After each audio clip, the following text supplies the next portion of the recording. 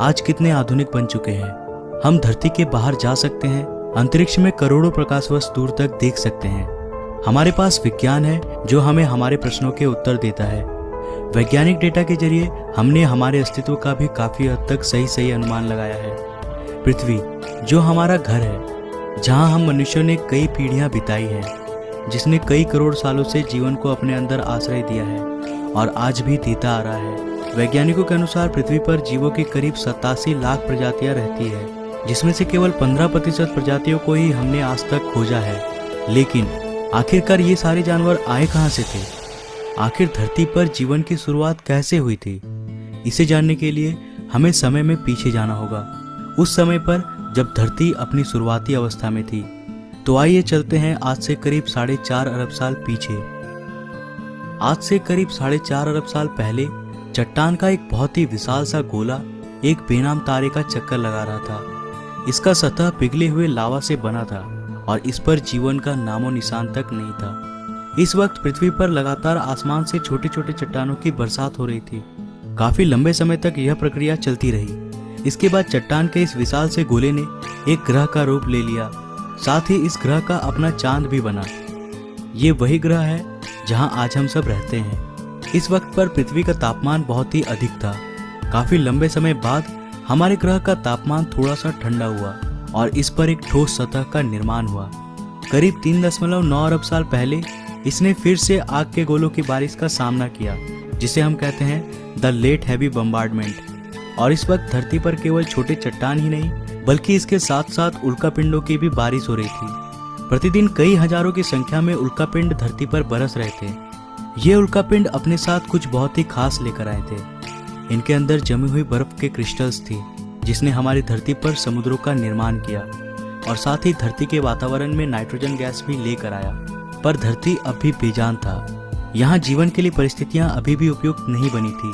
धरती का एटमॉस्फेयर अभी पूरी तरह से जहरीले गैसों से भरा हुआ था।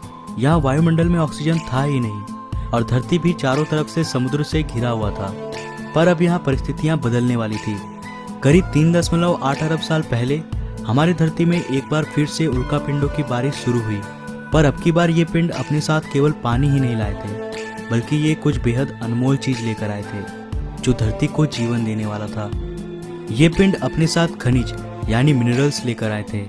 साथ ही इन्होंने कार्बन, प्रोटीन और एमिनो एसिड्स का भी अंतरिक्ष से समुद्र की गहराइयों तक परिवहन किया। परंतु यहाँ समुद्र की गहराई में तापमान बहुत ही कम था। यहाँ सूरज की रोशनी पहुंच ही नहीं सकती थी।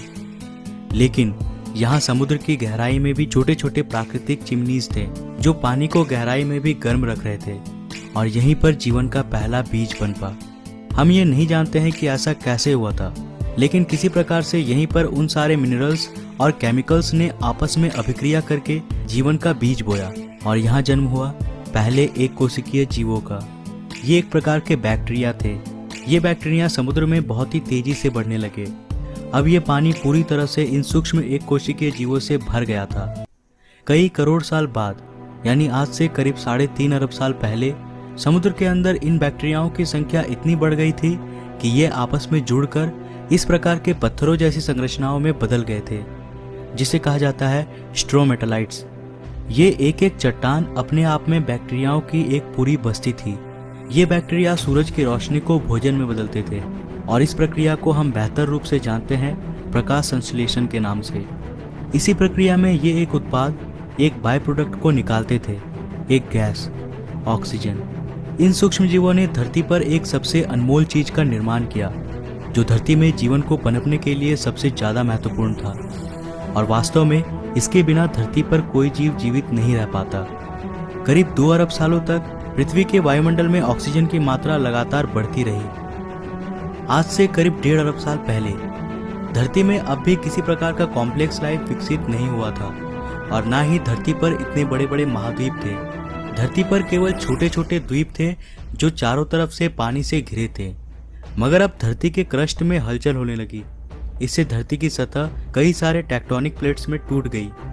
फिर इन प्लेट्स में मूवमेंट के कारण ये सारे छोटे छोटे द्वीप आपस में जुड़ गए और एक सुपर कॉन्टिनेंट का निर्माण किया, जिसका नाम था रोडेनिया। इस वक्त धरती का तापमान 30 डिग्री सेल्सियस था और धरती का एक दिन 18 घंटों का था। मगर अब समय के साथ यहाँ परिस्थितियां बदलने वाली थी। आज से करीब 75 करोड़ साल पहले धरती की रूपरेखा बदल रही थी।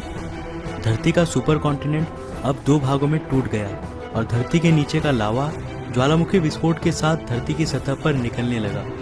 इन विस्फोट के कारण धरती में कार्बन डाइऑक्साइड की मात्रा काफी बढ़ गई। अब धरती का आसमान इन कार्बन डाइऑक्साइड के घने बादलों से घिर चुका था। इन बादलों से लगातार अम्लीय वर्षा यानी एसिड रेन्स होने लगे। इससे धरती के वातावरण का अधिकतर कार्बन डाइऑक्साइड धरती के चट्टानों पर कार्बन के मोटे मोटे परत के रूप में जमने लगे, जो इस बारिश के पानी के साथ बरस रहे थे। इससे वायुमंडल में कार्बन डाइऑक्साइड की मात्रा में भारी कमी हो गई और अब धरती का वायुमंडल सूरज की गर्मी को रोकने के काबिल नहीं रह सका।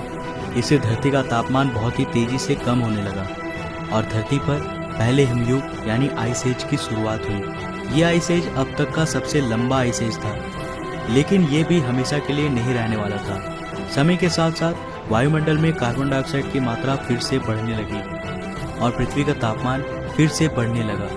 इससे धरती पर जमा बर्फ धीरे धीरे पूरी तरह से गलने लगा और पृथ्वी फिर से सामान्य रूप में आने लगी। लेकिन उन सिंगल सेल बैक्टीरिया का क्या हुआ जो आइस एज के आने से पहले समुद्र में थे?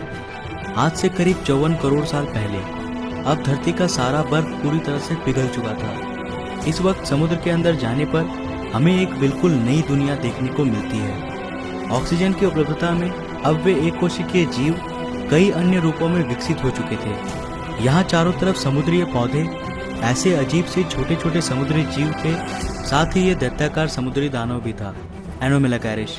ये सब कॉम्प्लेक्स मल्टीसेलुलर ऑर्गेनिज्म के नए प्रजाति थे जो कि एक कोशिकीय सूक्ष्म जीव से विकसित हुए थे। ये है पिकाया। ये केवल 5 सेंटीमीटर लंबे थे, लेकिन इन्होंने अपने शरीर में कुछ बेहद ही खास विकसित कर लिया था जो आगे चलकर हमारे शरीर का एक महत्वपूर्ण अंग बनने वाला था। ये पहले जीव थे जिनके पास रीढ़ की हड्डी थी और इन्हीं से विकसित होकर ये खासियत हमें भी मिलने वाली थी। आज से करीब 46 करोड़ साल पहले अब धरती कुछ हद तक जानी पहचानी हो गई थी।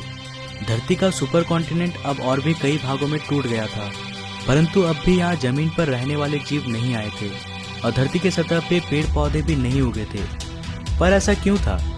दरअसल ऐसा सूरज से आने वाले हानिकारक अल्ट्रावायलेट किरणों की वजह से हो रहा था। पर अब धरती के वायुमंडल में एक नए परत का निर्माण हो रहा था, जिसे आज हम कहते हैं ओजोन लेयर। वायुमंडल के ऑक्सीजन सूरज की अल्ट्रावायलेट किरणों को सोखकर ओजोन गैस में बदलने लगे थे। इसने धरती के चारों ओर एक चादर का निर्माण किया जो हमें सूरज के अल्ट्रावायलेट रेडिएशन से आज भी बचाता है। इसके कारण अब धरती की सतह पर नन्हे शैवाल फल फूल सके और ये ही धरती के पहले लैंड प्लांट्स बने। समुद्र में रहने वाली ये मछली टिकटैलिक, जिसने पहली बार समुद्र से बाहर आने का निर्णय लिया, इसने अपने फिन्स का इस्तेमाल पैरों के रूप में किया और समय के साथ ये जमीन पर ज़्यादा देर तक रहने लगा, जिससे इसके अंग काफ़ी विकसित हो गए। करीब 1.5 करोड़ साल के विकास क्रम के बाद ये जानवर अब पूरी तरह से जमीन में रहने लायक बन चुके थे और इन्हें कहा जाता था टेट्रापोड्स। आज से करीब 36 करोड़ साल पहले ये टेट्रापोड्स पूरी तरह से विकसित हो गए थे और अब ये पूरी तरह जमीन पर रहने वाले जीव बन गए। ये ही वो जीव थे जो आगे चलकर डायनासोर्स, बर्ड्स, मैमल्स और अंत में इंसानों में विकसित होने वाले थे। यहाँ से एक नए प्रजाति की शुरुआत हुई, लेकिन अब धरती का बुरा वक्त आने वाला था। समय के साथ जीवों की विकास प्रक्रिया जारी रही, लेकिन साथ ही धरती का वातावरण भी बहुत तेजी से बदल रहा था। एक बार फिर से ज्वालामुखी विस्फोट के कारण धरती का तापमान बहुत ही बढ़ गया। इससे धरती पर बहुत बड़ा अकाल पड़ गया। इस अकाल में लगभग सारे पेड़ सूख गए और धरती पर जीवों की कुल 95% आबादी साफ हो गई। इस अकाल में कुछ जीव ही जिंदा बच पाए, जिन्होंने जिंदा रहने के लिए कुछ भी खाना शुरू कर दिया और गर्मी से बचने के लिए जमीन के अंदर रहने लगे। पर समय के साथ साथ फिर से परिस्थितियों में सुधार आया। धरती का वातावरण फिर से सामान्य हो गया। आज से करीब 20 करोड़ साल पहले अब धरती की रूपरेखा काफी हद तक बदल गई थी। ज्वालामुखी विस्फोट से नए भूभागों का निर्माण हुआ, जिन्होंने आपस में मिलकर एक सुपर कॉन्टिनेंट का निर्माण किया, जिसका नाम था पेंजिया। अब धरती अंतरिक्ष से काफी हद तक आज की जैसी दिखाई देती थी। इतने बड़े अकाल के गुजरने के बाद धरती वापस से सामान्य हो गई। सतह पर फिर से नए पेड़ पौधे उगने लगे और धरती पर जो 5% जीव बच पाए थे वे अब विकसित हो चुके थे। और एक बिल्कुल नए प्रजाति का जन्म हुआ था जो आने वाले समय में धरती पर अपना शासन चलाने वाला था। वे थे डायनासोर्स। डायनासोर्स असल में उन्हीं 5% रेंगने वाले जीवों से विकसित हुए थे जो उस अकाल में खुद को किसी प्रकार से बचा पाए थे। डायनासोर्स के भी कई प्रजातियां थी, कुछ शाकाहारी थे तो कुछ मांसाहारी। कुछ डायनासोर्स बहुत ही शांत स्वभाव के थे तो कुछ बहुत ही हिंसक। डायनासोर्स ने भी काफी लंबे समय तक धरती पर राज किया। करीब 11 करोड़ साल तक ये धरती पर फल फूल रहे थे। पर इसके बाद क्या हुआ? सारे डायनासोर्स कहाँ विलुप्त हो गए और इंसान कहाँ से आए? ये हम जानेंगे अगले एपिसोड में। तो आज के लिए बस इतना ही। अगर आपको दूसरा एपिसोड चाहिए तो इस वीडियो को लाइक करो।